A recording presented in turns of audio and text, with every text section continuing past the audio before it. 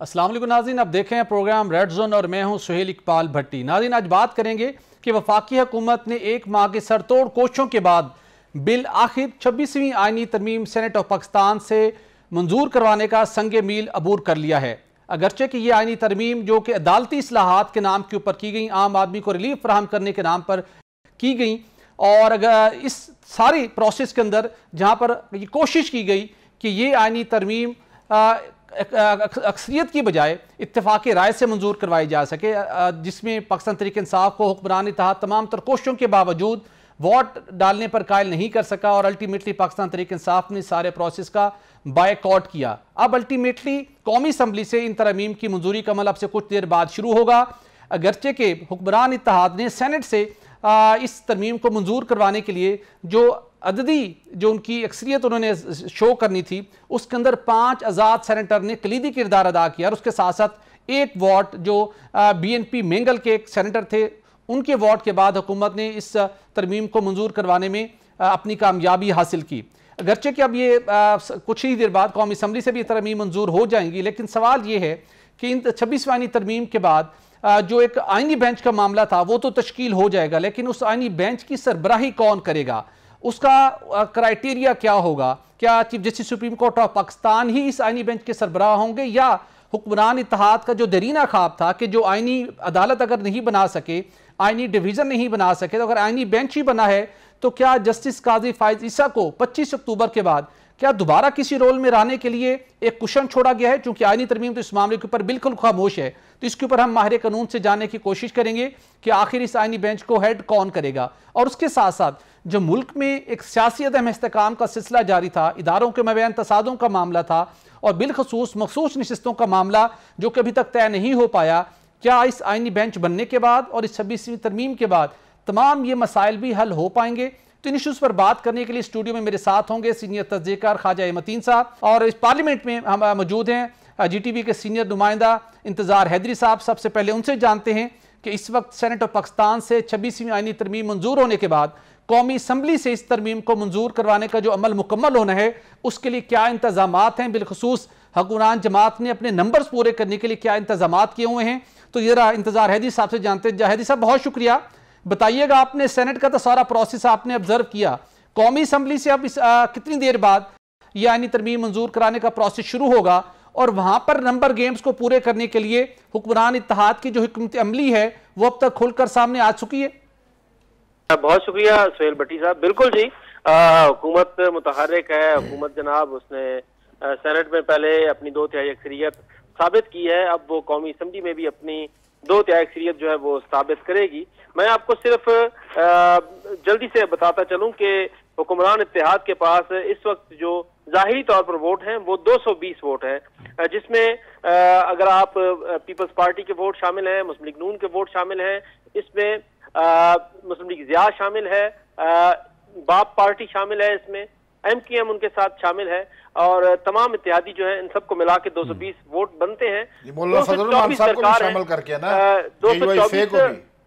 224 vote जो है वो टोटल दरकार है, और JUI भी जो है वो इन तरामीम में अपने 8 वोट जो है अब हुकूमत को दे रही है, क्योंकि उसने सेनेट में भी, बिल्कुल ख्वाजा मतीन साहब ने जैसे कहा, तो सेनेट में भी पहले JUI वोट दे चुकी है और अब कौमी असम्बली में भी देगी।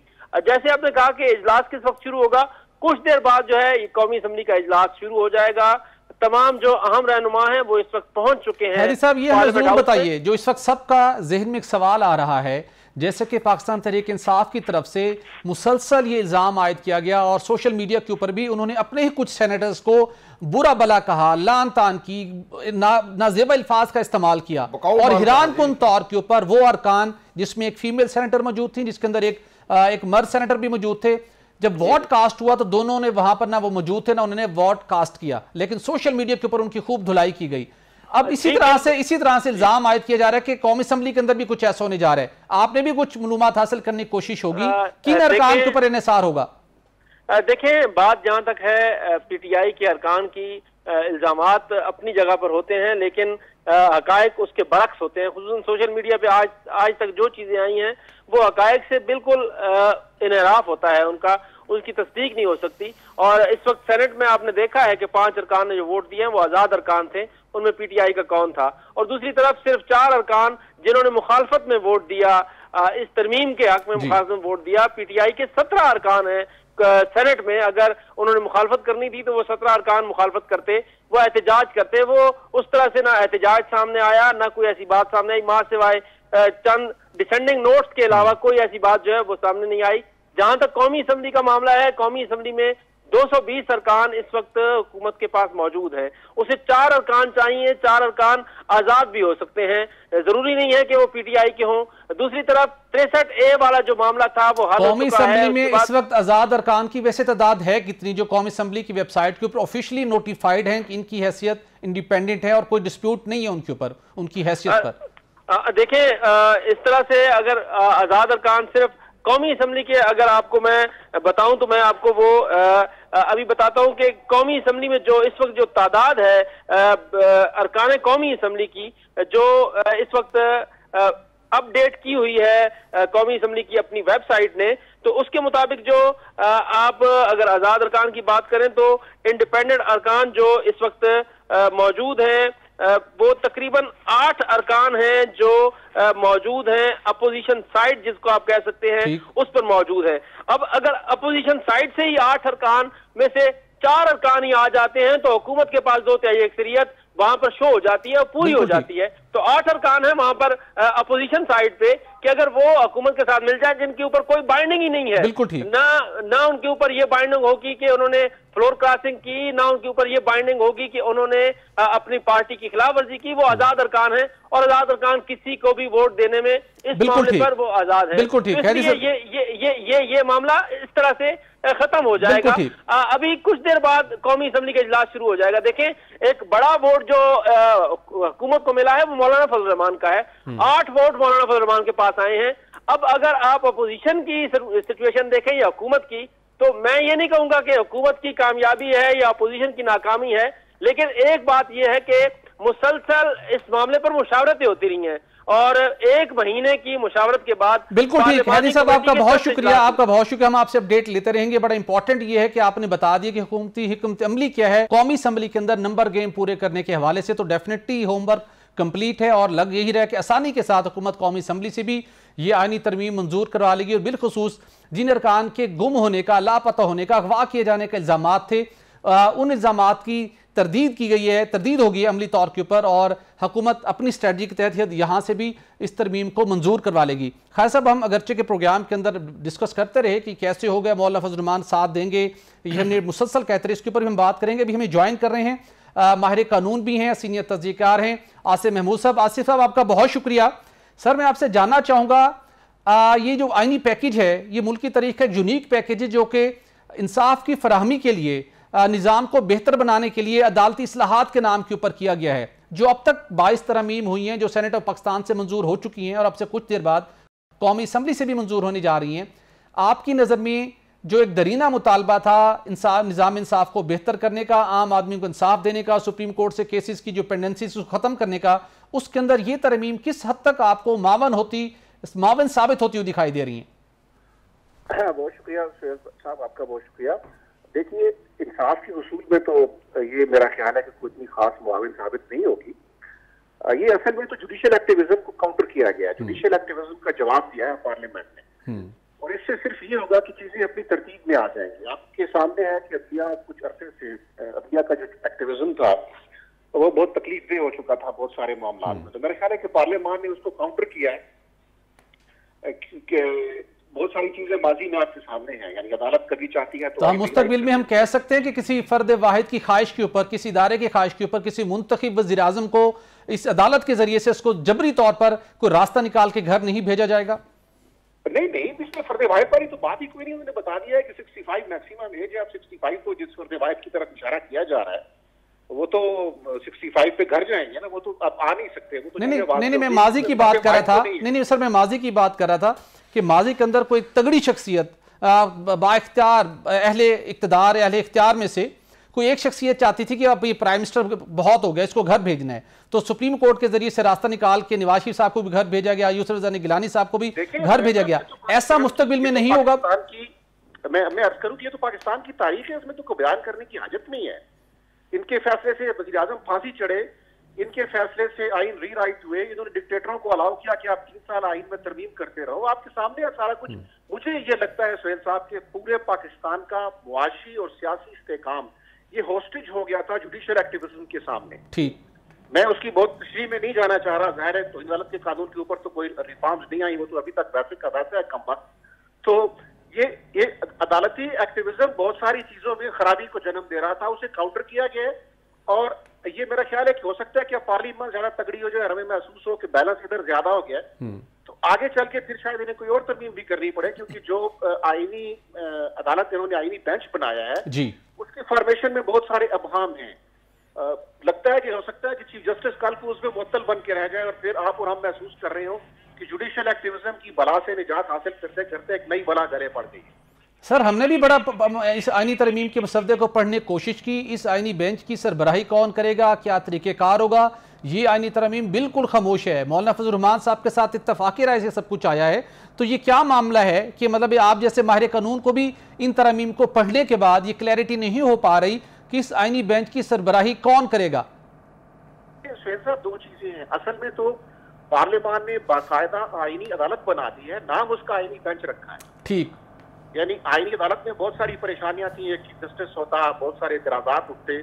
अभी इन्होंने इसको चीफ जस्टिस की दायरे कार से तो निकाल लिया है ना। देखिए उस बेंच की फॉर्मेशन, उसको कैसे चलना है, ये सब कुछ जुडिशियल कमीशन तय करेगा। जी बिल्कुल। और जुडिशियल कमीशन में चीफ जस्टिस होंगे, 7-4 जजेस होंगे, लेकिन उधर पार्लियामान से भी बहुत कुछ होगा।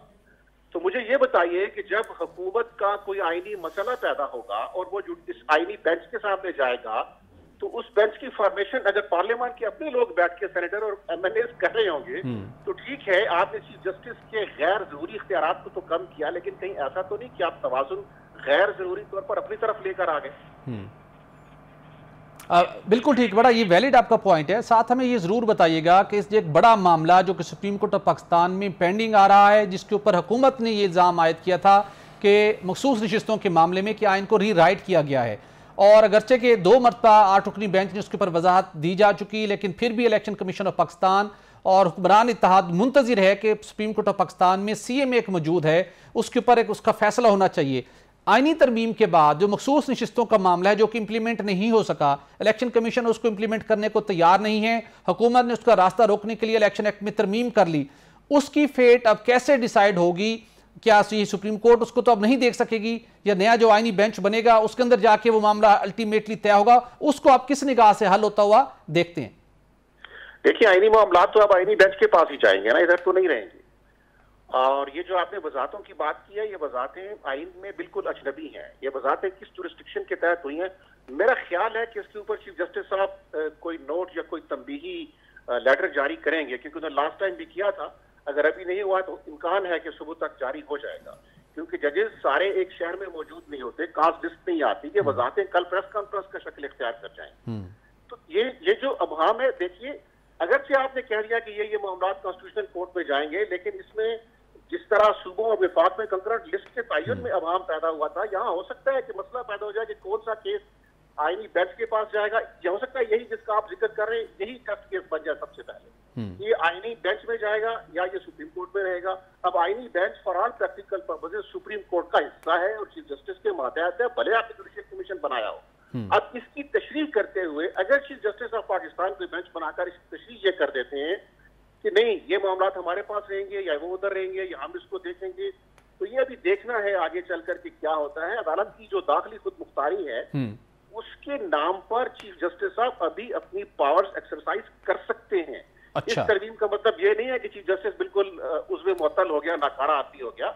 अभी भी आइन में लिखा हुआ है कि आप किसी आईनी तरमीम को किसी भी बुनियाद पर किसी भी कोर्ट में चैलेंज नहीं कर सकते, लेकिन इसके बावजूद चैलेंज होती रही है। जी बिल्कुल। आसिफ, थोड़ा ये ज़रूर आपसे जानना चाहेंगे, आप सियासी बसीरत के साथ साथ कानूनी बसीरत भी खूब रखते हैं। आपकी कानूनी बसीरत की रोशनी में chief justice supreme court of Pakistan justice Qazi Faez Isa का 25 अक्टूबर के बाद कोई किरदार किसी सूरत में होता हुआ दिखाई आपको नज़र आता है कि किसी न किसी रोल में आ जाएंगे? कुछ एम्बिग्विटीज़ आईनी तरमीम में भी मौजूद हैं और कुछ मामला से आप खुद वाकफियत भी रखते हैं, कुछ ऐसा हो सकता है? मेरा ख्याल है कि कुछ गौर व फिक्र तो सारे दोस्त आपकी तरह हम भी करते रहे कि क्या हो सकता है, लेकिन आज तो चीजें बिल्कुल वाज़ेह हो गई हैं। देखिए आइन में बिल्कुल अब वाज़ेह है कि या 65 पर आपने जाना है या 3 ईयर्स पे आपने जाना है, जो पहले आ गया। और दूसरी बात ये वाज़ेह हो गई है कि आईनी अदालत with in the supreme court बनेगी, बाहर से कोई बंदा नहीं आएगा। तो जब ये दो चीजें वाज़ेह हो गई तो उसके बाद मेरा नहीं ख्याल कि अब उनका कोई करतार है। अदालती निजाम के अंदर कोई करतार नहीं है, बाकी मुल्क के अंदर जाहिर रिटायर्ड जजेस, हाँ कहीं और राइट लेफ्ट बहुत से हुकूमत के पास और भी ऑप्शंस होते हैं। यानी कि आईनी अदालत में भी आप समझते हैं आसफ साहब कि आईनी अदालत की जो एक बात की जा रही थी कि फायज ईसा साहब को उसका बेंच का सरबराह बना दिया जाएगा, तो इस तरह के इम्कान आपको मदूम होते नजर आ रहे हैं? नहीं, मादूफ होते नजर नहीं आ रहे। ये इकदाम, ये इस्तेमाल खत्म हो चुका है। 5 ईयर्स देखिए कॉन्स्टिट्यूशन की टेक्स्ट प्रोवाइड कर चुकी है। 65 ईयर्स के ऊपर कोई जज नहीं रह सकता। कादी साहब 65 के हो चुके और सुप्रीम कोर्ट का ही जज कॉन्स्टिट्यूशनल कोर्ट में जाएगा तो वो 65 के हो चुके, तो वहां नहीं जा सकते। ठीक, अच्छा सर एक और भी इसी से रिलेटेड क्वेश्चन करना चाहूँगा। ज़मीनी हक़ाइक़ और कानूनी बसीरत में वहाँ पे भी आपको कुछ मदद हमें लेनी पड़ेगी। अब ये तो वाज़ेह हो चुका कि chief justice supreme court of Pakistan के लिए 3 नाम जाएंगे पार्लिमानी उस पैनल के पास। तो 3 नाम में से अगर हम देखें तो जस्टिस मंसूर अली शाह साहब का नाम है फर्स्ट नंबर पे, सेकंड में मुनीर अख्तर साहब हैं, तीसरे में जस्टिस याहिया अफरीदी साहब। ज़मीनी हक़ाइक़ के मुताबिक और जब इस किस्म की अब पोस्टिंग होगी तो इतलात कुछ आ रही है कि बैकडोर राब्ते, कुछ कमिटमेंट्स और माजी की बातों के डिस्कशन के हवाले से कुछ लोग एक्टिव हुए हैं। आपकी असेसमेंट के मुताबिक किसका सुनहरी मौका, सुनहरी चांस हो सकता है चीफ जस्टिस की तैनाती के मामले में, जो अब नया तरीक़ाकार सामने आ गया? देखिए, मैं एक तालिब इल्म हूँ, मुझे लगता है कि नंबर 2 का तो बिल्कुल कोई चांस नहीं है, सिर्रे से ही कोई चांस नहीं है। नंबर 3 के चांसेस यानी अफरीदी साहब के चांसेस ज्यादा हैं। लेकिन नंबर 1 को भी ये दे सकते हैं, इन्होंने पावर तो अपने पास रख ली है। हो सकता है इनको अपनी गारंटीज और श्योरिटीज जो है, या यूं समझिए कि जो बदगुमानियां हैं हो सकता है इनकी दूर हो जाएं। हो सकता है इन्हें लगे कि हम अब इतने महफूज हो गए हैं आईनी अमेंडमेंट के जरिए कि अब कोई एक चीफ जस्टिस या किसी चीफ जस्टिस का मशहूर जमाना अफसानवी 3 रुकनी बेंच हमारी बुनियादें नहीं ला सकता। तो हो सकता है कि ये कहें कि ठीक है, राइट हमारे पास है, लेकिन हम सीनियर मोस्ट को ही चुन लेते हैं। ये तो अब पार्लियामान का काम है ना। देखिए, सियासतदान आपको आखिरी लम्हे तक सरप्राइज देने की भरपूर क्वालिटी रखता है। बिल्कुल दुरुस्त कहा आपने, बिल्कुल दुरुस्त कहा। आसिफ साहब आपका बहुत शुक्रिया, आपने वक्त दिया। सियासतदान आखिरी लम्हे तक आपको सरप्राइज देने की एक एक्सपर्टीज रखता है। खास साहब यहाँ पे एक ब्रेक लेंगे और ब्रेक के बाद नाज़रीन इस सिलसिले को जारी रखेंगे और डिस्कस करेंगे कि मुमकिन तौर के ऊपर आइंदा के चीफ जस्टिस कौन होगा। और ये जो आईनी तरमीम का सारा प्रोसेस हुआ, इसके अंदर मौलाना फजलुर रहमान का डे फर्स्ट से जो रोल था, जो उनकी कमिटमेंट थी, क्या उन्होंने उस कमिटमेंट के ऐन मुताबिक अपना रोल निभाया है? और आने वाले दिनों में इस सेशन, इस आईनी तरमीम के सीज़न के बाद क्या सीज़न 2 में भी मज़ीद आईनी तरमीम होंगी? इसके ऊपर बात करेंगे। Stay with us. Welcome back नाज़रीन। जब भी आईनी तरमीम के ऊपर बातचीत हुई, गैर यकीनी की सूरत हाल पैदा हुई, प्रोग्राम रेड जोन के तवस्सुत से 2 पॉइंट्स के ऊपर हमने बिल्कुल क्लियर कट अपना व्यू पॉइंट आपके सामने रखा और बहुत इनसाइड इन्फॉर्मेशन की बुनियाद के ऊपर आपको बताया कि 2 काम लाजमी होंगे। पहला मामला 26वीं आईनी तरमीम हर सूरत होगी, 25 अक्टूबर से पहले होगी। और उसके साथ साथ मौलाना फजलुर रहमान जितने भी वो इनकार कर रहे थे, जितने भी तहफ़्फ़ुज़ात का इजहार कर रहे थे, मौलाना फजलुर रहमान इस आईनी तरमीम के हक़ में वोट डालेंगे। रेड जोन के प्रोग्राम में 2 पॉइंट के ऊपर हमने आपको बहुत क्लैरिटी के साथ हमेशा अपना एनालिसिस दिया। लेकिन इसके साथ साथ इसी आईनी तरमीम के हवाले से एक हफ्ता कबल इसी प्रोग्राम में हमने क्या बात की थी, हमारे साथ सीनियर तज्ज़ीकार अतर काज़मी साहब भी मौजूद थे, ख्वाजा साहब का भी अपना नुक्ता नज़र था। ये क्या बात हुई थी, ज़रा इसको आप सुनते हैं, फिर इसके ऊपर बात करेंगे। कितने फीसद इम्कान है कि हुकूमत यह तरमीम करा सके? जरा परसेंटेज में बताइए। 60%, 50%, 40%? 30% ख्वाजा साहब इम्कान है कि ये तरमीम हो जाएगी। 70% इम्कान है कि ये तरमीम इस शक्ल में नहीं हो सके। बड़ी खतरनाक परसेंटेज आपने दी है। और मुझे लगता है, मेरा ये तजिया है कि 70% इम्कान हैं कि तरमीम हो जाएंगी और 30% है कि ना। चलें, दोनों परसेंटेज हमारे सामने आ गई। अब देखते हैं कि हुकूमत मैं आईनी तरीक़ाकार से कह रहा हूँ, आईनी बिल्कुल आईनी तरीक़ाकार से होगी सर। बंदे इसलिए तो अगर आईनी काम ना करना तो तरमीम करने की क्या जरूरत थी? इमरजेंसी प्लस लगाते, सब कुछ तहस नहस कर देते। काज़मी साहब, असल में ख्वाजा साहब के जो खबर का सोर्स है वो है रायवेंड लाहौर के आसपास ना, तो आपका जो इन्फॉर्मेशन सोर्स पिंडी इस्लामाबाद पे ज्यादा डिपेंड कर रहे होते हैं और आइन को और पार्लियामेंट को देख रहे थे। नाज़रीन, आपने ये शॉर्ट सुना। खास सब प्रोग्राम रेड जोन में हमने बात की थी, आपने 70% प्रोडिक्शन की थी कि हर सूरत हो जाएंगी, काज़मी साहब ने 30% कही थी। तो आप समझते हैं कि काज़मी साहब की जो प्रोडिक्शन थी या असेसमेंट थी वो दुरुस्त नहीं थी? अच्छा, नहीं, वो भी जारी बात, सीनियर सहाफ़ी हैं, हमारे दोस्त हैं, बड़े काबिल एहतराम। बट साहब, जो होनी है ना उसने होकर रहना होता है। हमारे कुछ दोस्त हैं कि वो जब लाइकिंग और डिसलाइकिंग में चले जाते हैं ना, ये नज़र आ रही है कि ये करवानी है हर सूरत और होनी है। हुक्मरान इत्तेहाद ने ये कोशिश की थी कि हम इस पे इत्तेफाक राय पैदा करें, जिस पे मौलाना फजल रहमान साहब ने बड़ी कोशिश की, लेकिन पीटीआई के लोगों ने भी इत्तेफाक राय कर लिया था। जो भी मौलाना के साथ मुज़ाकरात में थे लोग, उन्होंने कर लिया था। लेकिन हुआ ये कि एक शख्सी, जिसे आमरियत हम कहते हैं, जेल में बैठे एक शख्स ने कहा कि आपको मैं अंदर बैठा हूँ, आपको तरमीम की पड़ी है। तो एक शख्स की, जिसे हम पार्टियों में शख्सी आमरियत के नाम से हम मसाले दी जाती हैं, तो उसकी नज़र होगी। वैसे तो पीटीआई बिल्कुल राजी थी भट्टी साहब। आज भी देखें आप, आज जो इजलास हुआ है भट्टी साहब, इसमें क्या हुआ है? इसमें उन्होंने सेनेट के इजलास में शिरकत की है जी। अच्छा, इसके बाद क्या हुआ? उन्होंने वोटर के अमल में हिस्सा लिया ना हिस्सा, उसका हिस्सा बने। फिर उन्होंने कोई एहतजाज भी नहीं किया और फिर बिल पास होने पर मुबारकबाद पेश की। उन्होंने वैलिडेट किया है और पूरी सहूलतकारी कह लें, या उनके फहम में भी था जब एक अच्छा नहीं खास साहब, ऐसा नहीं चलेगा। ये जो शॉर्ट चलाने का मकसद था, ये नहीं था कि हम आपको हीरो बनाएं और काजिम साहब की असेसमेंट को हम गलत करा दें, ऐसा नहीं है। नहीं, अच्छा, ये वाहिद असेसमेंट थी। आप अपनी जगह पे दुरुस्त थे, क्योंकि आपका जो सोर्स था वो रायवेंट बेस्ड था और उन्होंने तो हर सूरत करनी थी। काजमी साहब की जो असेसमेंट थी, वो आज भी जिस अंदाज में तरमीम हुई है, जिस पैटर्न के ऊपर वो चीज़ों को लेके चल रहे थे, वो तो ये चाहते थे कि अगर पीटीआई वोट करेगी तो फिर इसका मतलब है कि भरपूर अंदाज में तमाम तकाज़ों को पूरा करके फेयर वे में ये तरमीम की गई। अगर पीटीआई वोट कास्ट नहीं करती तो फिर कहते हैं कोई चांस नहीं कि वोट हो सके। और उसके साथ साथ वो मौलाना फजल रहमान पे रिलाई कर रहे थे कि मौलाना फजल रहमान एक तरफ खड़े रहेंगे, तो इस वजह से हो गई। अपनी जगह की उनकी असेसमेंट थोड़ी डिफरेंट थी। लेकिन इस तरमीम की खास अहमियत क्या है, किस मुश्किल से निकल के आगे गई है और सबसे बड़ा हदफ इस 26वीं आईनी तरमीम के जरिए से क्या हासिल किया गया है? मौलाना फजल रहमान ने सबसे गहरी और इंपॉर्टेंट बात की। उन्होंने कहा जी काले सांप के दांत निकाल दिए हैं।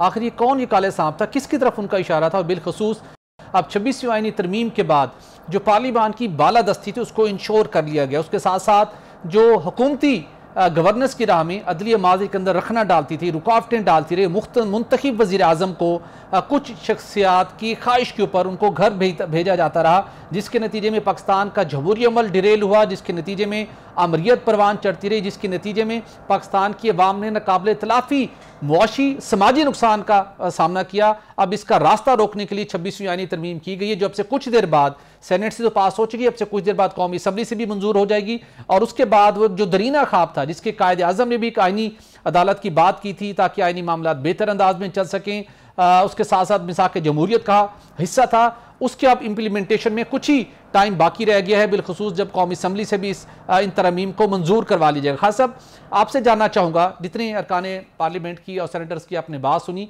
एमन वली तो बहुत ही आगे चले गए, वो तो चाहते थे कुछ मजीद तरमीम भी हो, और खुर्शीद शाह साहब ने ये हिंट दिया था कि यह अभी आगाज़ है, आनी तरमीम की मजीद किस्तें आना बाकी हैं। इसका मतलब है आने वाले दिनों में भी जब मखसूस नशिस्तों का मामला हल हो जाएगा तो मजीद भी हुकूमती स्ट्रक्चर में, पाकिस्तान की मुआशी स्ट्रक्चर में और गवर्नेंस के निज़ाम के अंदर बड़ी आईनी तरमीम आने वाले दिनों में भी डेफिनेटली होंगी। लेकिन खास अब तक जो कुछ हुआ है इस 26वीं आईनी तरमीम की 22 आइन के अंदर तरमीम की रोशनी में, इसके क्या बेनिफिट्स मिलेंगे इस मुल्क और आवाम को? अच्छा भट्टी साहब, बात यह है कि जो हमने असल में भुला दिया है, जो पार्लियामेंट है वो है मदर ऑफ कॉन्स्टिट्यूशन। ये जो सुप्रीम कोर्ट का वजूद है भट्टी साहब, ये पार्लियामेंट की मरहून मिन्नत है। किसी पार्लियामेंट में ये इनका कानून पास हुआ है, कितने जजेस होंगे, हाई कोर्ट होगा और नीचे लोअर कोर्ट से, ये किसने बनाया है? ये पार्लियामान ने ही तमाम चीज़ें बनाई हैं। लेकिन बदकिस्मती ये है भट्टी साहब कि तशरीहात के नाम पर हमारे जो आइन है उसका मजाक उड़ाया जाता रहा है। मसलन ऐसे फैसले मसाले मौजूद हैं, अदालतों के जो फैसले हैं, जिसमें आइन को रीराइट किया गया है। एक तो इल्ज़ामात होते हैं ना, बिल्कुल 100% रीराइट किया गया है। और जुडिशल एक्टिविज़म जो हमारे दोस्त अभी बात कर रहे थे, वो इतना बढ़ गया था कि जो मकन्ना है, जो कानून साजी करने वाले अदारे हैं, जो हुक्मरान हैं, वो मफलूज हो गए थे। जैसे कि अभी गुफ्तगू सुनी आपने मौलाना फजल रहमान साहब की, वो कह रहे हैं कि हमने काला सांप का दांत तोड़ दिए हैं। एक कौन सा काला सांप है? ये वही काला सांप है जिसकी तरफ इशारा करते हैं कि वो जो वज़ीर आज़म को एक अदालत घर भेज देती है कि आपने बेटे से तनख्वाह क्यों नहीं ली।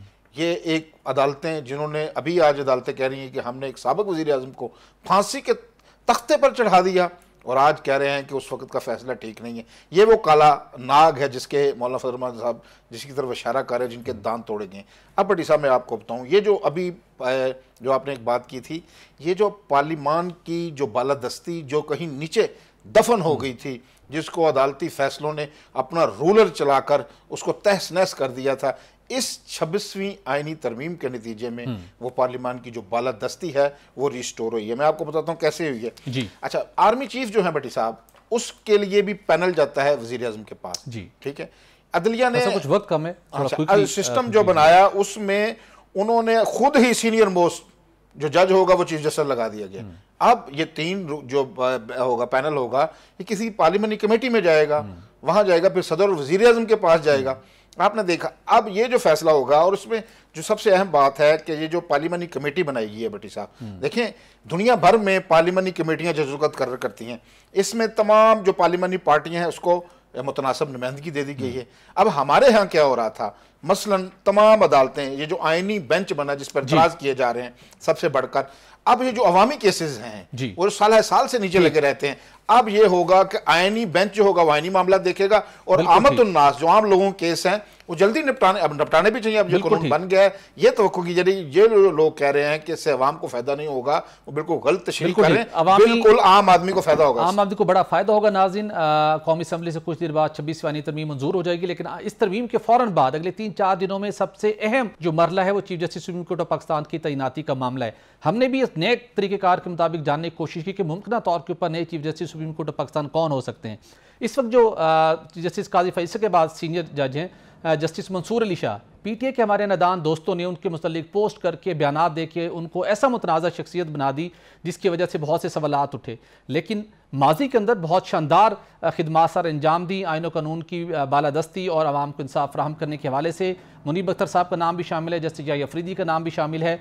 लेकिन इस वक्त कोशिशें हुई हैं और आने वाले दिनों में भी कुछ कोशिशें होंगी, चूँकि अब 3 नाम हैं, लॉबिंग, बातचीत, माजी की गलत फहमियों को दूर करना और वादे वईद ऐसे मामलात के अंदर होते हैं। कभी इम्कान है इस बात का कि हुक्मरान इत्तेहाद पीटीआई को एक मौसर जवाब देने के लिए, उनके खदशात को गलत करार देने के लिए जस्टिस मंसूर अली शाह को आइंदा सुप्रीम कोर्ट ऑफ पाकिस्तान का चीफ जस्टिस तैनात कर दे, और शायद हम देखेंगे 25 अक्टूबर को जस्टिस मंसूर अली शाह ही बतौर चीफ जस्टिस हल्फ उठाते हुए ईवान सदर में हमें दिखाई दे रहे हों। इसके ऊपर वर्किंग जारी है। कभी इम्कान है कि सारे सिनेरियो के अंदर जहां बहुत से भी खदशात उनके शख्सियत के साथ जुड़े हुए हैं, लेकिन बहुत सी गलत फहमियों को दूर करने का सिलसिला भी पैरेलल जारी है, जिसकी वजह से मैं समझता हूं कि मंसूर अली शाह साहब पाकिस्तान के आइंदा चीफ जस्टिस हो सकते हैं। लेकिन पार्लिमानी पैनल बैठेगा, 12 रुकनी है, वो भी इस पर गौर करेगा। याहिया अफरीदी भी एक कैंडिडेट के तौर के ऊपर सामने होंगे, उसके साथ साथ मुनीब अख्तर भी। लेकिन खिलाफ तवक्को ये पीटीआई के इल्ज़ामात को गलत करार देने के लिए भी ये नाम सामने आ सकता है। नाज़रीन, आपने प्रोग्राम में साथ रहे, आपका शुक्रिया। लेकिन पाकिस्तान की तारीख़ के अंदर 26वीं तरमीम के ज़रिए से पार्लियामान की बालादस्ती का एक बड़ा संगे मील बिलाखिर अबूर कर लिया गया। आपसे कुछ देर बाद कौमी असम्बली से भी ये मंजूर हो जाएगी। GTV न्यूज़ को देखते रहिएगा। हमें इजाज़त दीजिए। अल्लाह हाफिज़।